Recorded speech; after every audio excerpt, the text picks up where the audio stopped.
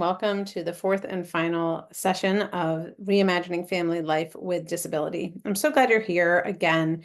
And I will mention that this session is our opportunity to take everything we've been talking about, all of this mindset shift and language of disability and models of disability and building a team, and begin to establish and articulate a plan. And that plan is going to look different.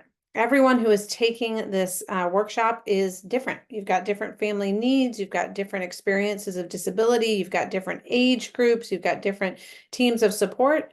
And yet all of us want to know how to take small, meaningful steps towards a good future. And that's why we're here today. I'm really grateful because our family happened to land in a school system with our daughter Penny that had already established something that disability advocates call person-centered planning. The way our school system did it was through a process called MAPS in middle school and PATH in high school. For many of you, if you wanted to look something up online that would guide you through this type of process, you can look up Charting a Life course. And that's another way to really establish who is the person at the center of this plan. What are their hopes and dreams? What are their goals? What are their fears? What are their obstacles? And it's not only happening in the context of a IEP team. So we, like many of you, as parents of a child with a disability, would once a year go into school and we would have a meeting with Penny's teachers and special educators and therapists and set a plan with some goals for the following year. The way in which MAPS and PATH and life course planning is different is that we are, first of all, meeting with far more than that team of people. So for this process, as you can see in some of these photos, Penny was able to invite her friends to be a participant. And they were able to say, here are some things I see about who Penny is that's really awesome. We also were able to invite members of the community. So Penny at one PATH meeting invited her grandmother. At another one, she had an old babysitter, a dance teacher, one of her youth ministers from church. So we had people who went beyond the school walls, and also from within the school walls, we had friends, not just her teachers and therapists. So this for us was school provided, but it was also person-centered in recognizing that Penny is not simply a student, right? She's also a member of a family, a member of a community, a member of other institutions. So we were looking really big picture at her life, but then saying, okay, what are the small steps that we could take in order for you to be on a path towards a good future? So, for example, she was able to articulate when she was in middle school that she wanted to eventually live in an apartment with friends. That was not happening anytime soon.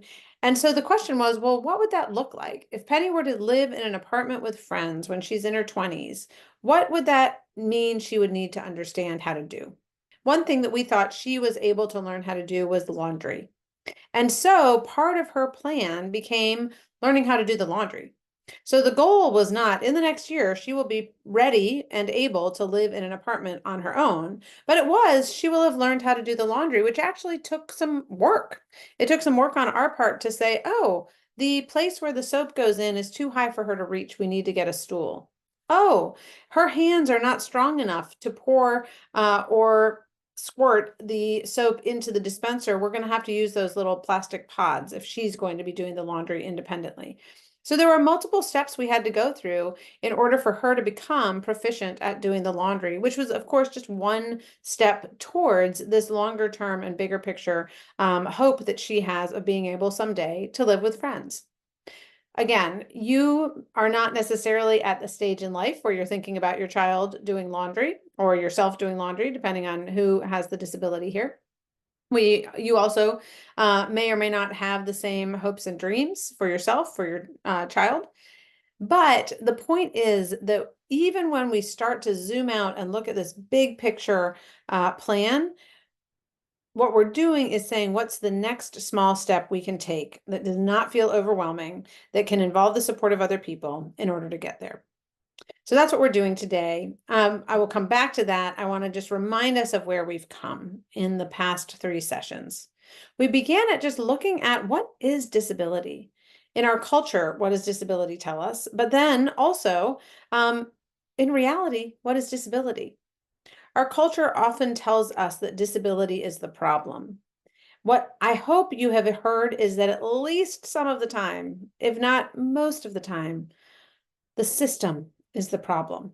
Whether that's the school system or the social system or the medical system, they're problematic.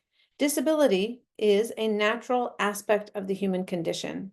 And if we can shift our mindsets to understand that in a more clear way, which is what we talked about in the second session, then it's going to help us to really begin to envision the goodness of a future for our child, for our families, for ourselves.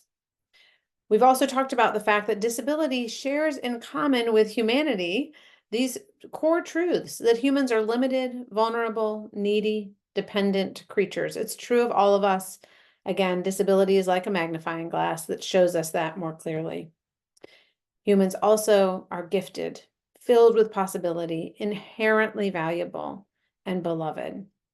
And again, as we've talked about that, we hopefully have begun to recognize the ways in which those things are true about ourselves and about our children.